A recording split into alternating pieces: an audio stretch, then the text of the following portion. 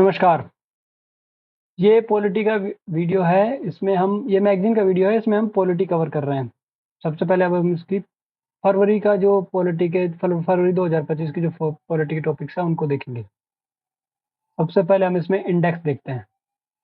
ठीक है, ये विजन है, इसकी मैगज़ीन है। और ये देखिए, शासन व्यवस्था, राज्य व्यवस्था एवं शासन।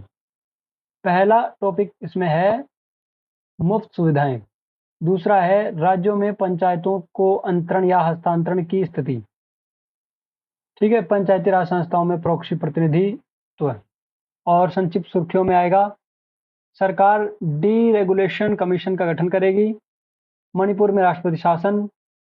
केंद्रीय मंत्रिमंडल ने संशोधित वक्फ संशोधन विधेयक 2024 को मंजूरी दी। और लास्ट होगी डिजिटल ब्रांड आइडेंटिटी मैनुअल। ठीक है, चलिए शुरू करते हैं डिटेल से। डिटेल में देखते हैं इनको। सबसे पहले है मुफ्त सुविधाएं। देखो, मुफ्त सुविधा में क्या है, सबसे पहले देखिए सुर्खियों में क्यों है। सबसे पहले हम देखेंगे ये सुर्खियों में क्यों है। एक मिनट देखिए, ये देखिए सुर्खियों में क्यों है। हाल ही में सुप्रीम कोर्ट ने यह प्रश्न उठाया कि क्या मुफ्त सुविधाएं यानी कि फ्रीबीज गरीबों में परजीवी मानसिकता को बढ़ावा दे रही है और उनमें काम करने की इच्छा को हतोत्साहित कर रही है। मुफ्त सुविधाएं क्या होती है, का अर्थ क्या है, परिभाषा क्या होती है फ्रीबीज की।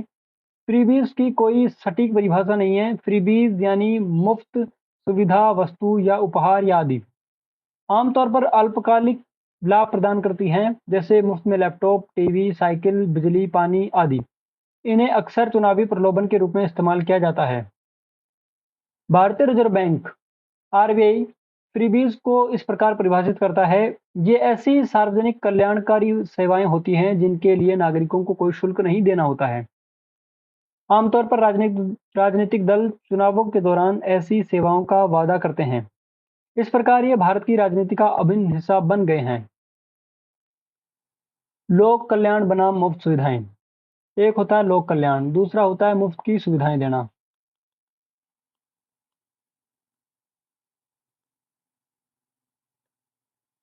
लोक कल्याण और मुफ्त की सुविधाओं में क्या अंतर होता है, ये देखिए। लोक कल्याण का मतलब होता है यह संविधान में राज्य के नीति निर्देशक सिद्धांतों में निहित है। इसमें लोगों को खाद्य सुरक्षा जैसे पीडीएस, नौकरियां जैसे कि मनरेगा, शिक्षा और स्वास्थ्य सहायता जैसी जरूरी सेवाएं प्रदान करने की दिशा में निरंतर प्रयास शामिल है। इसमें मानव पूंजी का निर्माण होता है। मुफ्त सुविधाएं क्या होती हैं, सुप्रीम कोर्ट के अनुसार अल्पकालिक मुफ्त वादों में स्थिरता का अभाव होता है। मुफ्त बिजली, पानी या ऋण माफी जैसी योजनाएं बाजारों को विकृत करती है, ऋण चुकाने की प्रवृत्ति को कमजोर करती है, लोगों को काम करने के प्रति उदासीन बना सकती है। अब है लोक कल्याण के विभिन्न दृष्टिकोण। पहला है दान आधारित दृष्टिकोण। इसमें देखते हैं, इसमें इनपुट पर ध्यान केंद्रित किया जाता है, न कि परिणाम पर। गरीबों के प्रति संपन्न वर्गों की नैतिक जिम्मेदारी की पहचान करता है। व्यक्तियों को पीड़ित के रूप में दिखा जाता है और यह समस्याओं की अभिव्यक्ति पर ध्यान केंद्रित करता है। दूसरा है आवश्यकता आधारित दृष्टिकोण। इसके तहत आवश्यकताओं को पूरा करने के लिए इनपुट और परिणाम दोनों पर ध्यान केंद्रित किया जाता है। आवश्यकताओं को वैध दावों के रूप में मान्यता दी जाती है। व्यक्तियों को विकास संबंधित हस्तक्षेप के लिए एक साधन माना जाता है। इसके तहत समस्याओं के तात्कालिक कारणों पर ध्यान केंद्रित किया जाता है। तीसरा है अधिकार आधारित दृष्टिकोण। अधिकार को सुनिश्चित करने के लिए प्रक्रिया और परिणाम दोनों पर ध्यान केंद्रित किया जाता है। अधिकारों को ऐसे दावों के रूप में देखा जाता है जिनकी पूर्ति कानूनी और नैतिक रूप में से जिम्मेदार व्यक्तियों को करनी चाहिए। व्यक्तियों और समूहों को अपने अधिकारों का दावा करने का अधिकार दिया जाता है। यह उन मूलभूत संरचनात्मक कारणों और उनके प्रत्यक्ष प्रभावों की पड़ताल करता है जो अधिकारों को प्रभावित करते हैं। आगे है संवैधानिक और कानूनी परिप्रेक्ष्य। राज्य की नीति के निर्देशक तत्व। संविधान के अनुच्छेद 38, 39, 41 आदि राज्य को निम्नलिखित कार्यों के लिए निर्देश देते हैं। पहला है जन कल्याण को बढ़ावा देने के लिए सामाजिक व्यवस्था सुनिश्चित करना, आजीविका के पर्याप्त साधन उपलब्ध कराना पुरुषों और स्त्रियों के लिए। ठीक है। धन के असमान वितरण को रोकना, कुछ विशेष परिस्थितियों में कार्य, शिक्षा और सार्वजनिक सहायता का अधिकार प्रदान करना। अब है सुप्रीम कोर्ट के निर्णय। सुब्रमण्यम बालाजी बनाम तमिलनाडु राज्य 2013 वाद। 2 न्यायाधीशों की पीठ ने इस वाद में यह निर्णय दिया कि पात्र लाभार्थियों को रंगीन टीवी, लैपटॉप जैसी नागरिक सुविधाओं का वितरण डीपीएसपी के तहत किया जा सकता है। इस पर न्यायालय द्वारा हस्तक्षेप करने का कोई औचित्य नहीं है। दूसरा निर्णय है अश्विनी कुमार उपाध्याय बनाम भारत संघ विचाराधीन वाद। सुप्रीम कोर्ट चुनाव प्रचार के दौरान मुफ्त सुविधाएं देने और इससे जुड़े वादों पर वादे करने की परंपरा को चुनौती देने से संबंधित याचिका पर सुनवाई कर रहा है। आगे है चुनाव आयोग की भूमिका। चुनाव आयोग ने चुनावी वादों पर में पारदर्शिता लाने की मांग की है और राजनीतिक दलों से यह स्पष्ट करने को कहा है कि वे इन मुफ्त सुविधाओं के लिए वित्तीय संसाधन कहां से जुटाते हैं। आगे फ्रीबीज या मुफ्त सुविधाओं के प्रभाव। पहला है सकारात्मक प्रभाव। सकारात्मक प्रभाव में है बुनियादी जरूरतों की पूर्ति, जैसे कि भोजन, पोषण, स्वास्थ्य, देखभाल, आवास, शिक्षा आदि। ये गरीबों पर पड़ने वाले आर्थिक बोझ को कम करता है। दूसरा है सामाजिक और लैंगिक असमानताओं कम करते हैं, जैसे मध्याह्न भोजन, मुफ्त साइकिल, स्कूलों में नामांकन को बढ़ावा देते हैं। तीसरा है समावेशी और सामाजिक गतिशीलता को बढ़ावा देते हैं। विविध सेवाओं के माध्यम से वित्तीय बाधाओं को हटाने से बेहतर समावेशी विकास हो सुनिश्चित होता है। चौथा है राजनीतिक भागीदारी। मुफ्त सुविधाएं असंतुष्ट मतदाताओं को आकर्षित कर सकती हैं, चुनावी भागीदारी बढ़ा सकती हैं और अधिक प्रतिनिधित्व लोकतंत्र को बढ़ावा देती हैं। पांचवा है बाजार की विफलता में कमी। फ्रीबीज आर्थिक सुधारों के नकारात्मक प्रभावों जैसे कम रोजगार, अंतरपीढ़ीगत मोबिलिटी में कमी से निपटने में मदद करती है। इसके नकारात्मक प्रभाव हैं वित्तीय बोझ, सरकारी बजट पर दबाव बढ़ता है, राजकोषीय घाटे में वृद्धि होती है और संरचनात्मक विकास और रोजगार सृजन पर खर्च के लिए कम पैसे बचते हैं। दूसरा है निर्भरता की संस्कृति, कामकाज संबंधित प्रेरणा और उत्पादकता में कमी आती है। तीसरा है सतत विकास और अंतरपीढ़ीगत समानता पर प्रभाव। उदाहरण के लिए मुफ्त बिजली दे देंगे, पानी दे देंगे तो भूजल स्तर में कमी आ सकती है, इससे संसाधनों की बर्बादी हो सकती है, भविष्य की पीढ़ियों पर बोझ बढ़ सकता है। चौथा है मुफ्त सुविधाओं की राजनीति। इसका इस्तेमाल सामाजिक आर्थिक असमानता को दूर करने के बजाय वोट हासिल करने के लिए लोक लुभावन के रूप में किया जा सकता है। और पांचवा है बाजार को कम करना। फ्रीबीज का निवेश के लिए उपलब्ध संसाधनों का अन्य जगहों पर इस्तेमाल होता है। इस वजह से विनिर्माण क्षेत्र की गुणवत्ता और प्रतिस्पर्धात्मकता पर नकारात्मक प्रभाव पड़ सकता है। कई विशेषज्ञों के अनुसार हाल के वर्षों में कल्याणकारी योजनाओं और मुफ्त सुविधाओं को समान मान लिया गया है, जिससे दोनों के बीच का वास्तविक अंतर धुंधला हो गया है। अब आगे है मुफ्त सुविधाओं की परिपाटी से निपटने के लिए किए जा सकने योग्य उपाय। देखो, पहला उपाय है नीतिगत उपाय में पहला उपाय है वित्तीय अनुशासन और ऋण प्रबंधन। राजकोषीय अनुशासन, सार्वजनिक ऋण को संधारणीय बनाए रखने के लिए योजनाएं बनाना। दूसरा है लीकेज और भ्रष्टाचार को रोकना। ठीक है। तीसरा है बीमा कवरेज का विस्तार, आर्थिक रूप से कमजोर वर्गों के लिए सुरक्षा तंत्र के रूप में कार्य करना। और चौथा है राजनीतिक सहमति बनाना, केंद्र और राज्यों को मिलकर मुफ्त सुविधाओं को बंद करना चाहिए, इनको मतलब दुरुपयोग पर रोक लगानी चाहिए। उसके नीतिगत सुधारों के बाद में है चुनाव आयोग की भूमिका। यह चुनावी घोषणा पत्रों को विनियमित करके पारदर्शिता और जवाबदेहिता सुनिश्चित कर सकता है। जैसे मुफ्त सुविधाएं वास्तव में मुफ्त नहीं होती, इसलिए प्रतिस्पर्धी लोक लुभावनवाद को रोकने के लिए राजनीतिक दलों को के वित्त पोषण और दीर्घकालिक परिणामों के बारे में स्पष्ट रूप से बताना चाहिए। आगे है कौशल विकास और आत्मनिर्भरता, व्यक्तिगत सशक्तिकरण किया जा सकता है। आगे है मतदाता जागरूकता, सुविधाओं के दीर्घकालिक परिणामों को मतदाताओं को बता देना चाहिए। ठीक है। आगे है न्यायिक निगरानी और हस्तक्षेप, जैसे नीति आयोग, आरबीआई एवं वित्त आयोग के विशेषज्ञों की एक समिति बनाई जा सकती है। आगे है वैश्विक उदाहरणों से सीखना, जैसे श्रीलंका 2019 चुनावी वादों के तहत की गई कटौती से राजस्व का भारी नुकसान हुआ था, जिससे आर्थिक संकट उत्पन्न हो गया। दूसरा उदाहरण है वेनेजुएला का। मुफ्त सुविधाओं के रूप में लोक लुभावन नीतियों और ऋण माफी योजनाओं के तहत अर्थव्यवस्था को गंभीर संकट में डाल दिया था। निष्कर्षतः हम कह सकते हैं, अमर्त्य सेन की कैपेबिलिटी अप्रोच का अनुसरण करते हुए सरकारों को अल्पकालिक मुफ्त सुविधाओं की बजाय मानव कौशल को बढ़ावा देने वाली दीर्घकालिक योजनाओं को प्राथमिकता देनी चाहिए। इससे बढ़ चढ़कर घोषणाएं करने की होड़ और वित्तीय संकट, जैसा कि 15वें वित्त आयोग के अध्यक्ष एन.के. सिंह ने चेतावनी दी थी, को रोका जा सकता है।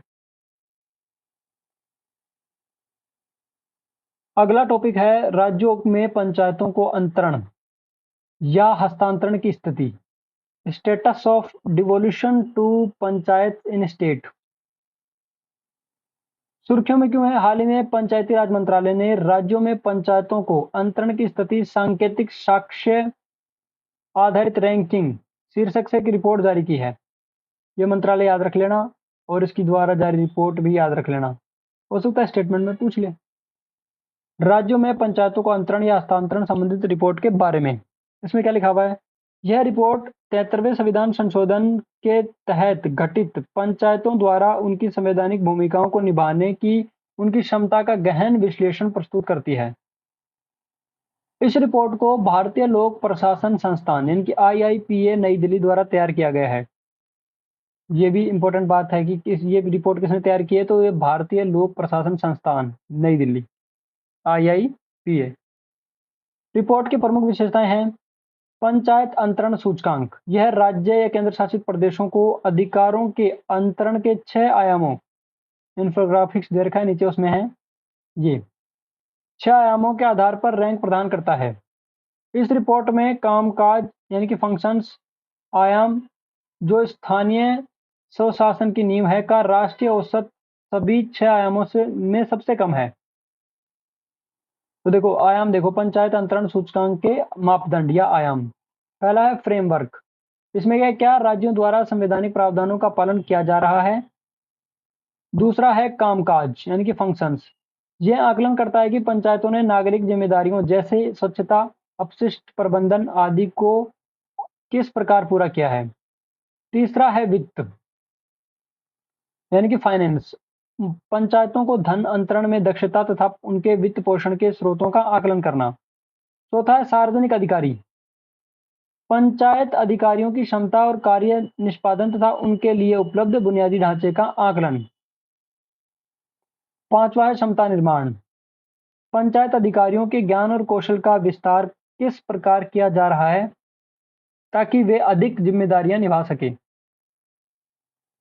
और छठा है जवाबदेही, पंचायतों के कामकाज की लेखा परीक्षा और निगरानी के लिए मजबूत ढांचा तैयार करना। अब इसमें आगे है शीर्ष 3 राज्य कौन कौन से इसमें।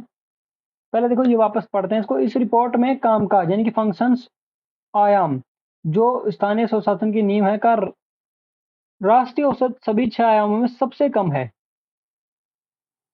शीर्ष 3 राज्यों में पंचायतों के अंतरण के मामले में 3 राज्य हैं, कर्नाटक, केरल और तमिलनाडु।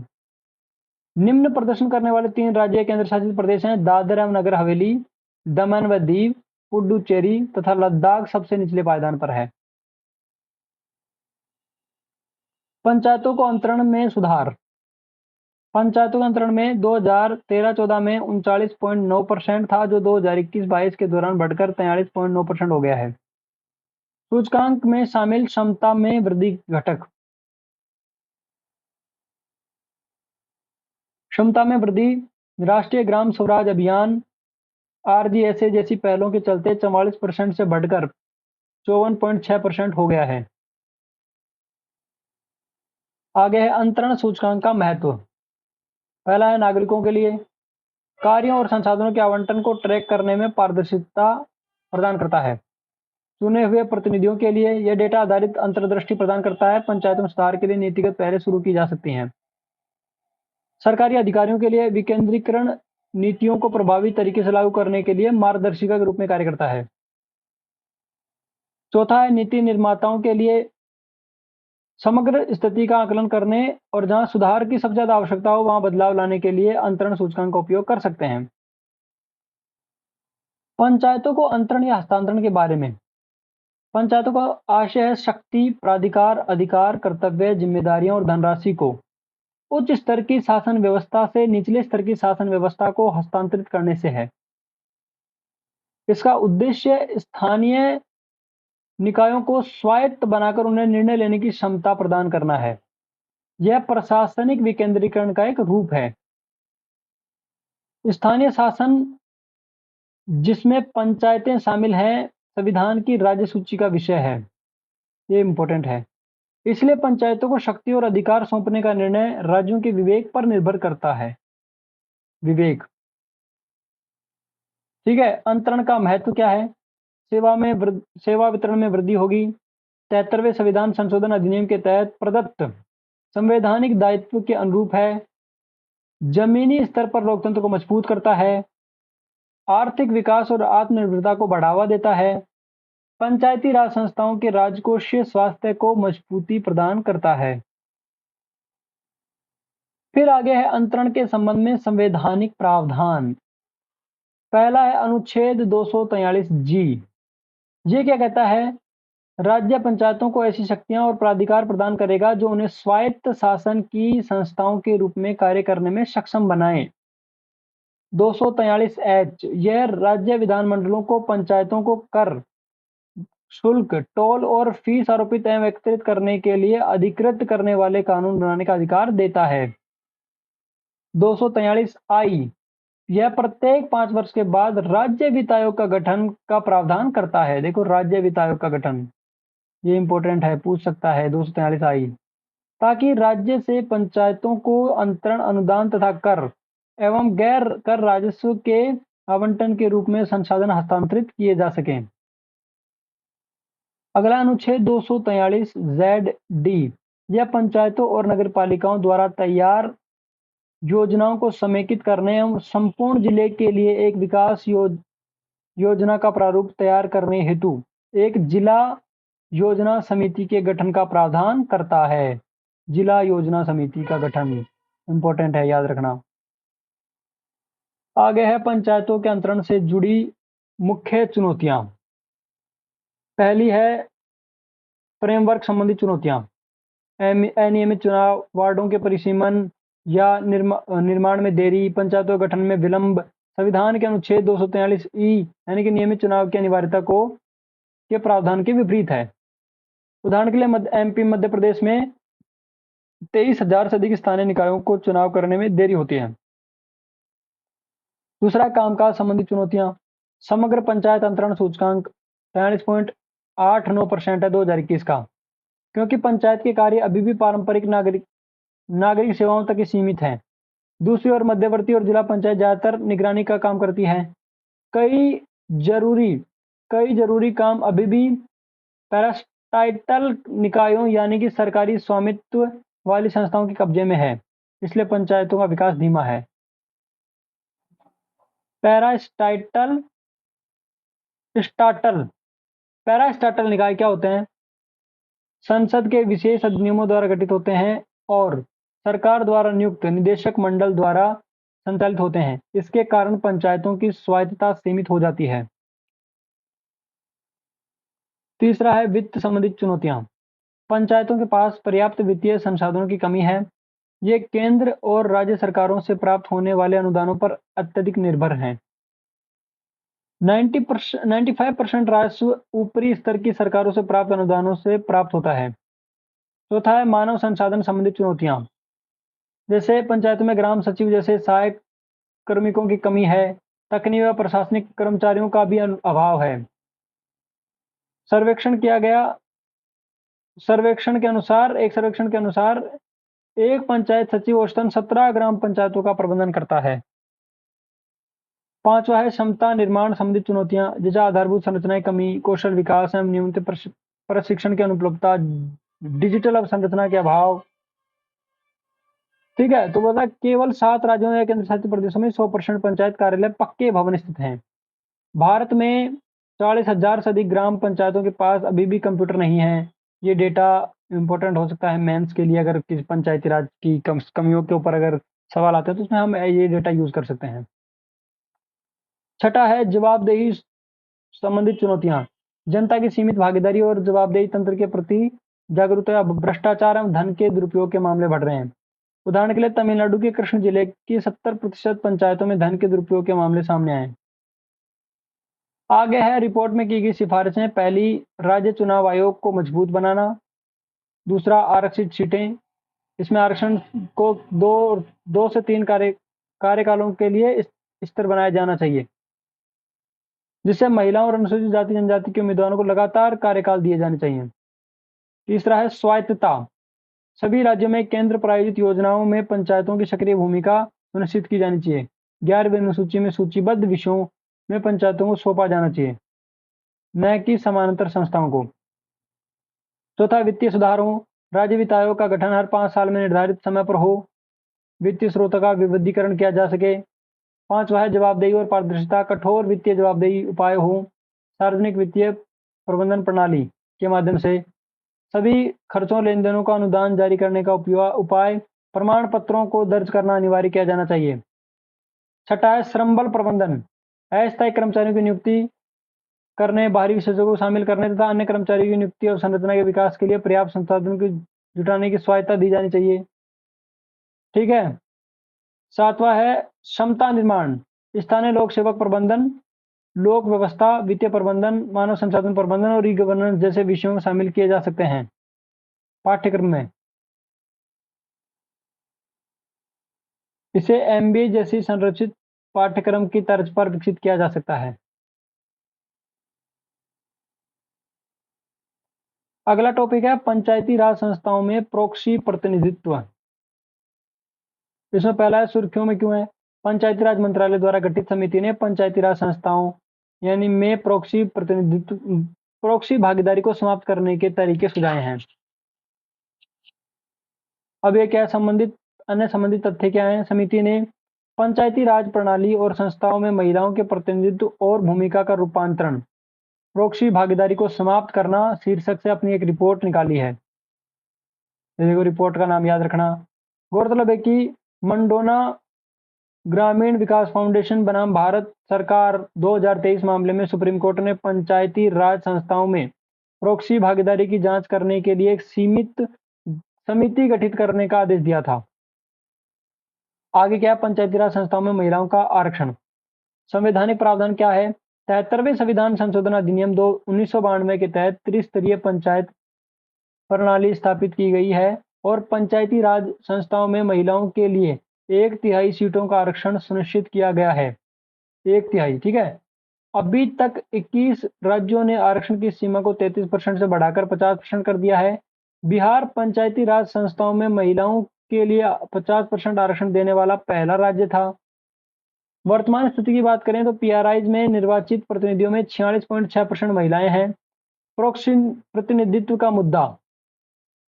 कई निर्वाचित महिलाएं केवल प्रतीकात्मक रूप से काम करती हैं, जबकि पुरुष रिश्तेदार जैसे सरपंच पति असल नियंत्रण रखते हैं। प्रोक्सी प्रतिनिधित्व की प्रथा महिलाओं की नेतृत्व क्षमता में संदेह पैदा करता है और आरक्षण के मूल उद्देश्य को कमजोर करती है। ठीक है। अब ये देखते हैं पीआरआईज में महिलाओं की भागीदारी के महत्व। पहला देखो, महिलाओं से जुड़े मुद्दों एवं समस्याओं पर बेहतर प्रक्रिया। मैसाचुसेट्स इंस्टीट्यूट ऑफ टेक्नोलॉजी यानी कि एमआईटी के 2003 के एक अध्ययन में पाया गया कि आरक्षित पंचायतों में महिला प्रतिनिधि पुरुषों की तुलना में महिलाओं से संबंधित शिकायतों या अन्य रिक्वेस्ट का समाधान 2 गुना अधिक करती हैं। राजनीतिक विकेंद्रीकरण से मातृ स्वास्थ्य सेवाओं में सुधार होता है, जिससे संस्थागत और सुरक्षित प्रसव में वृद्धि होती है। अगला है समुदाय का बेहतर विकास। महिला नेतृत्व वाली पंचायतें जरूरी बुनियादी ढांचा जैसे कि जल, स्वास्थ्य, स्वच्छता, सड़कें, स्कूल, स्वास्थ्य केंद्र और सिंचाई में अधिक निवेश करती हैं। एनसीएईआर 2010 द्वारा किए गए एक शोध में यह पुष्टि की गई कि महिला नेतृत्व का समुदाय के विकास पर सकारात्मक प्रभाव पड़ता है। आगे है उच्च स्तर पर राजनीतिक प्रतिनिधित्व का मार्ग। जमीनी स्तर पर मजबूत नेतृत्व महिलाओं के लिए उच्चतर राजनीतिक पदों तक पहुंचने का अवसर प्रदान करता है। यह लोकसभा और राज्य विधानमंडलों में प्रतिनिधित्व के लिए मार्ग तैयार करता है। आगे है समिति द्वारा प्रस्तावित प्रमुख सुधार। पहला है कठोर दंड। यदि पुरुष रिश्तेदार निर्वाचित महिला प्रतिनिधि के कार्यों में हस्तक्षेप करता है तो उसके खिलाफ कठोर दंड होना चाहिए। हालांकि सजा की सटीक रूपरेखा भी तय नहीं हुई है। दूसरा है मजबूत नीतियां। केरल की तरह जेंडर स्पेसिफिक रिजर्वेशन, सार्वजनिक शपथ ग्रहण समारोह और महिला पंचायत संघ जैसे प्रयास होने चाहिए। तीसरा है तकनीकी समाधान। जैसे तकनीकी समाधान में क्या होगा, महिला निर्वाचित प्रतिनिधि को वर्चुअल रियलिटी सिमुलेशन प्रशिक्षण और रियल टाइम में स्थानीय भाषाओं में कानूनी मार्गदर्शन प्रदान करने के लिए एआई संचालित प्रश्नोत्तरी का उपयोग किया जा सकता है। और चौथा है जवाबदेही तंत्र। हेल्पलाइन, निगरानी समितियां और प्रोक्सी प्रतिनिधि की सूचना देने वाले को पुरस्कार देना जैसे उपाय किए जा सकते हैं। नागरिकों को पंचायत निर्णय पोर्टल के माध्यम से निर्वाचित पंचायत प्रतिनिधि या प्रधानों की बैठक और उनके द्वारा लिए गए निर्णयों को ट्रैक करने की सुविधा दी जानी चाहिए। अब है कुछ संक्षिप्त सुर्खियां। पहली है, सरकार डीरेगुलेशन कमीशन का गठन करेगी। Government to set up deregulation commission. प्रधानमंत्री ने घोषणा की कि सरकार गवर्नेंस में राज्य की भूमिका को सीमित करने के लिए एक डीरेगुलेशन कमीशन का गठन करेगी। प्रधानमंत्री ने जन विश्वास विधेयक 2.0 के माध्यम से सरकार के प्रयासों को रेखांकित किया, जिसका उद्देश्य विनियामकीय बोझ को कम कर नौकरशाही से जुड़ी बाधाओं को दूर करना है। जन विश्वास विधेयक 2.0, इसकी घोषणा केंद्रीय बजट 2025-26 में की गई है। इसका उद्देश्य ईज ऑफ डूइंग बिजनेस को बढ़ाने के लिए 100 से अधिक पुराने कानूनी प्रावधानों को अपराध के दायरे से बाहर करना है। डीरेगुलेशन कमीशन गैर विनियमन आयोग के बारे में परिभाषा। किसी उद्योग पर सरकार की निगरानी को कम या समाप्त करने की प्रक्रिया को डीरेगुलेशन कहा जाता है। दूसरे देशों में डीरेगुलेशन से जुड़ी पहलें हैं। पहला है संयुक्त राज्य अमेरिका, सरकारी दक्षता विभाग, डिपार्टमेंट ऑफ गवर्नमेंट एफिशिएंसी यानी कि डॉग। दूसरा है यूनाइटेड किंगडम में है बेहतर नियमन फ्रेमवर्क, बेटर रेगुलेटरी फ्रेमवर्क। तीसरा है न्यूजीलैंड का विनियमन मंत्रालय, मिनिस्ट्री ऑफ रेगुलेशन। अब यहाँ पे क्या है, डीरेगुलेशन या गैर विनियमन के समक्ष मौजूद चुनौतियां क्या हैं। पहला है एकाधिकार, बाजार एकाधिकार। इससे बड़ी कंपनियों का एकाधिकार बढ़ सकता है, जिससे प्रतिस्पर्धा में कमी हो सकती है और लघु व्यवसाय प्रतिस्पर्धा से बाहर हो सकते हैं। दूसरा है शोषण की संभावना हो सकती है। डीरेगुलेशन से मूल्य वृद्धि जैसी अनैतिक प्रथाओं को बढ़ावा मिल सकता है। तीसरा है पारदर्शिता में कमी।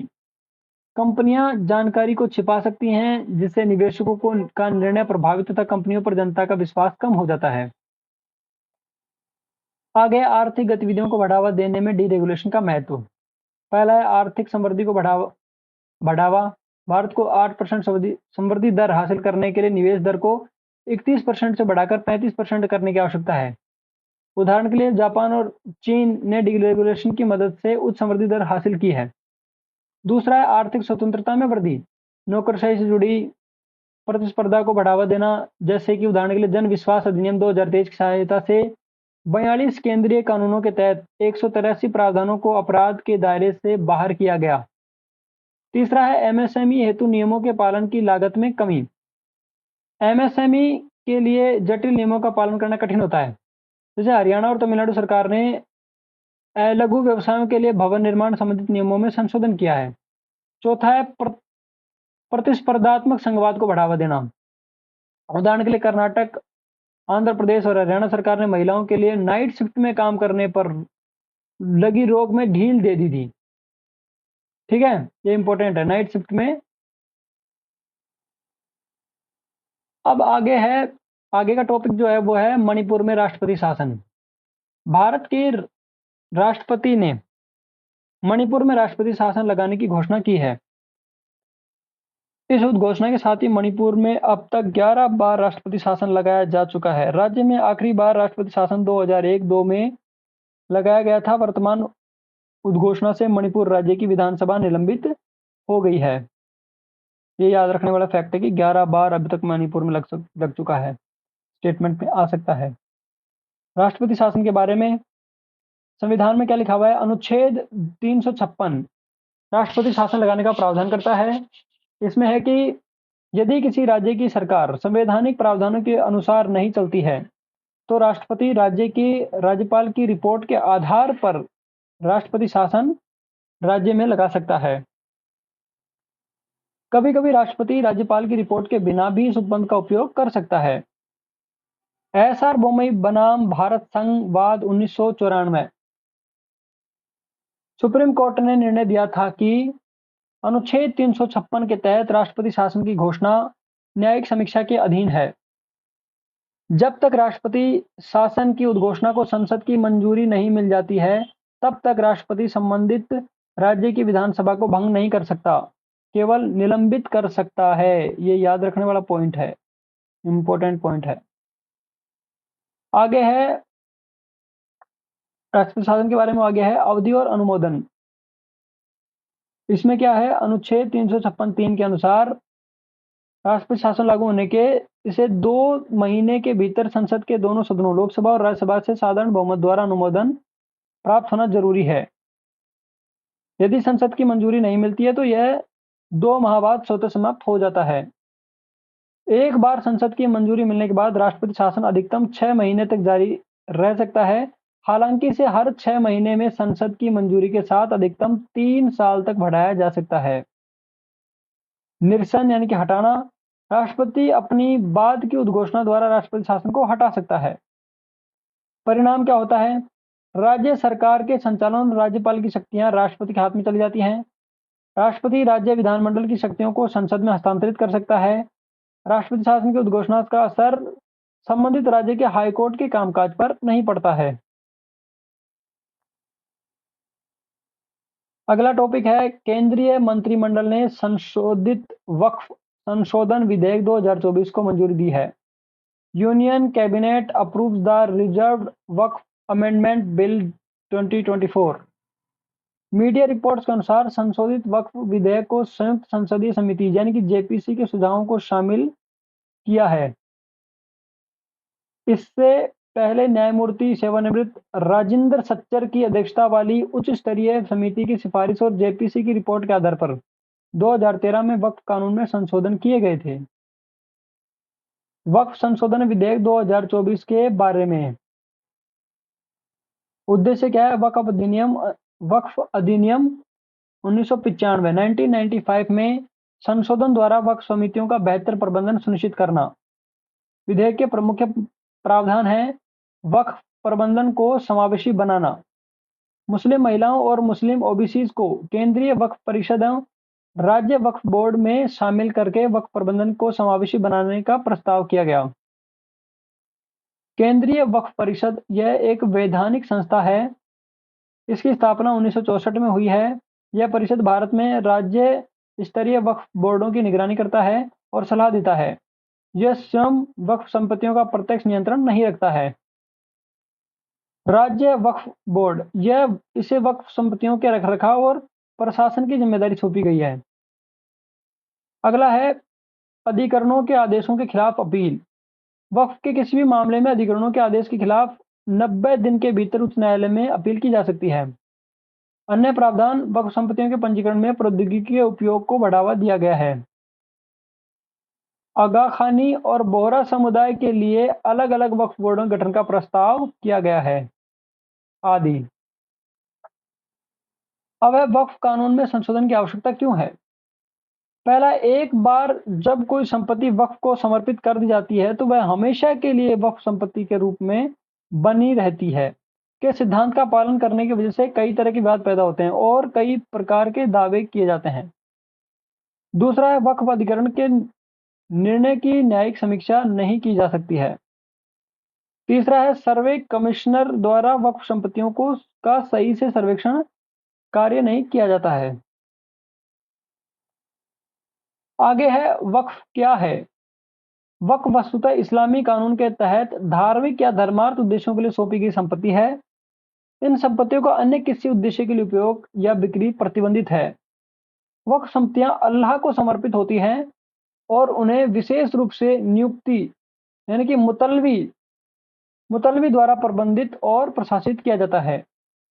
भारत में वर्तमान में 8.7 लाख वक्फ संपत्तियां हैं जो 9.4 लाख एकड़ जमीन भूमि में फैली है। भारत में विश्व की सबसे अधिक वक्फ संपत्तियां हैं। ये इंपॉर्टेंट है। और ये मुतलवी शब्द याद रखना, हो सकता है कोई पूछ ले कि मुतलवी शब्द किससे संबंधित है यूपीएससी में प्री में।